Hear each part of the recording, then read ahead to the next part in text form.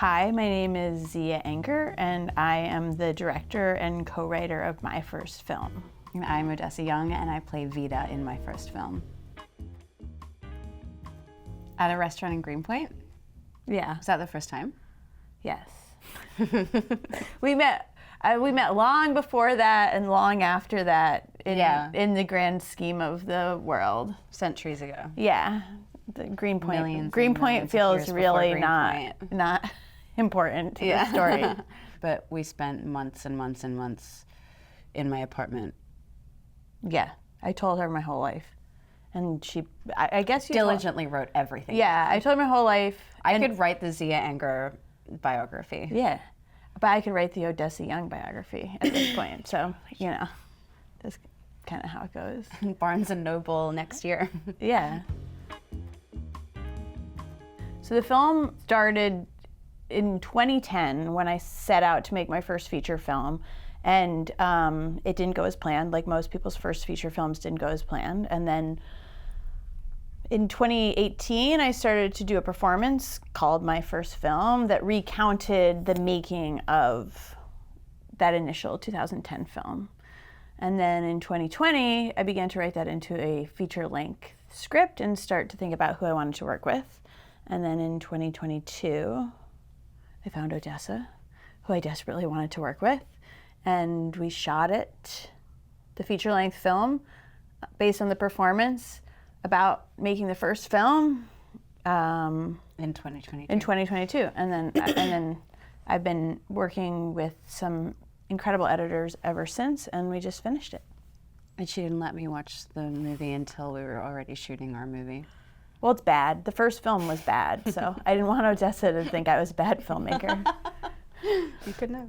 I knew what I wanted to do, but also I learned a lot making the first film, and what I learned to do was let people who are professional and know what they're doing, like actors and cinematographers, do their thing. So hopefully I gave Odessa enough information for them to create and craft a performance rather than me trying to do that. You were hands off, but you were never abandoned. You would never abandon us. Yeah, I never abandoned her.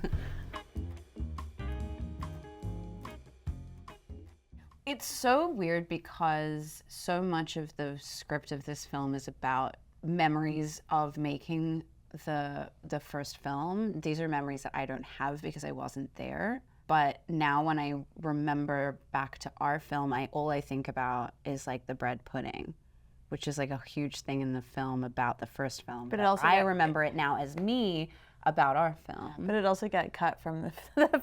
Oh, really? Yeah, but the beans didn't. Oh, great. I'm glad the beans are in there. Right, so I would have all these memories that then I've written down, and then Odessa would adopt them. Would adopt them as her memories. Right. You ever played a mind meld?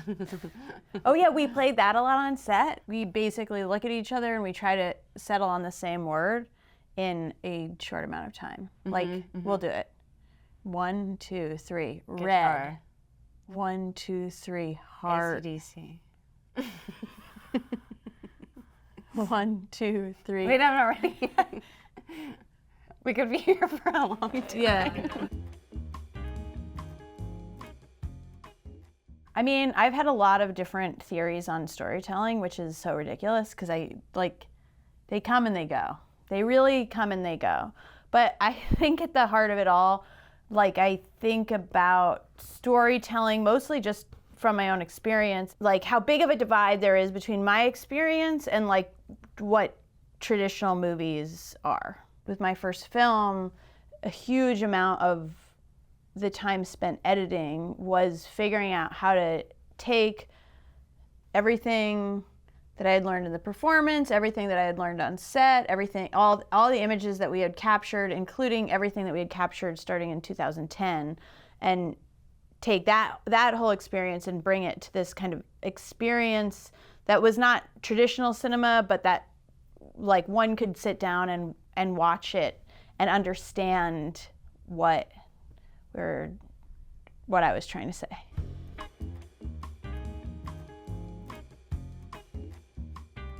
Yeah, I think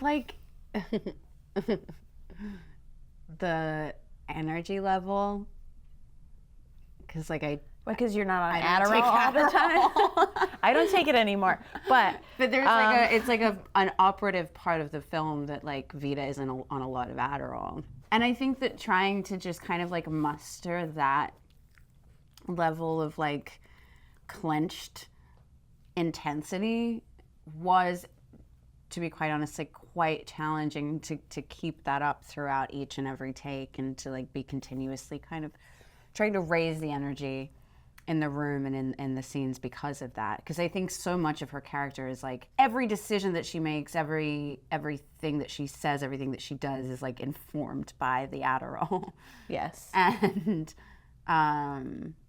And so just kind of trying to keep that in mind and remember that. Very, very challenging for like a slow moving person such as myself. Yeah. That was like the note. I don't think I gave a lot of notes. I mean, we had done so much work in rehearsals and stuff that there wasn't a lot of notes to give. Like Odessa's performance was always really there and dialed in. And the one thing that sometimes I would have to walk in and say was like, Adderall. You have to like you have to like throttle this like into Adderall zone, just because it is a totally different pace. It's like way faster. It's way less present than who Odessa is and who hopefully I now am as a person. So that was a big and like unshakable confidence. Yes. Yeah, it's like in spite of everything. It's called delusions of grandeur. Yeah.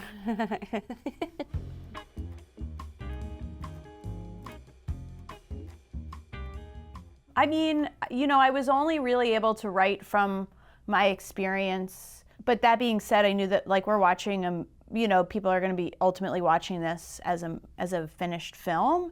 And so I drew like a lot of inspiration from a lot of like, I would say, characters that you really oscillate between like hating and loving, because it's so hard to like look back on yourself and love yourself. I would just look at characters that I both think are really difficult people and challenging people, but also like love. Like, for instance, Tony Soprano. The real thing that I've been thinking about a lot is how the choices I got to make in my life in my 20s have led me to giving birth to myself and a version of myself that I really like in my 30s, which has been really, really wonderful despite some really hard and challenging times in my 20s. Via anger. Mm-hmm. Oh. That's my answer. That's so fun. But I watch a lot of reality TV, and I think in the film it shows in some of these group scenes, because I am just so interested in like farce. The two shows I really watch are Vanderpump Rules and Survivor, which I watched kind of religiously long before I wrote this and then through writing this. And then in terms of films, I would definitely say All That Jazz is like at the top, like the very top. Maybe it's too obvious, but I just really, really love it and think it's like an absolutely great film. Definitely Punch Drunk Love. I don't know, Jim Carrey I've loved since I was really young. How could you not? I mean, he's just like really elastic. And truly a soothsayer. Yes, yes.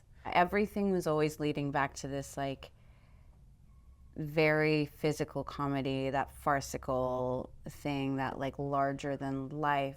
It's like not, but that she doesn't know she's funny, right? At all. Right. Weirdly, I just thought, and this wasn't a necessarily like an influence at the time, but I just thought about like Fawlty Towers and how like Vita is kind of a Basil Fawlty. Interesting. Like continuously like doing this one thing that they feel called to do, like make a film or run a hotel. Yeah. But, like kind of hating the whole experience and making everyone's life hell around them.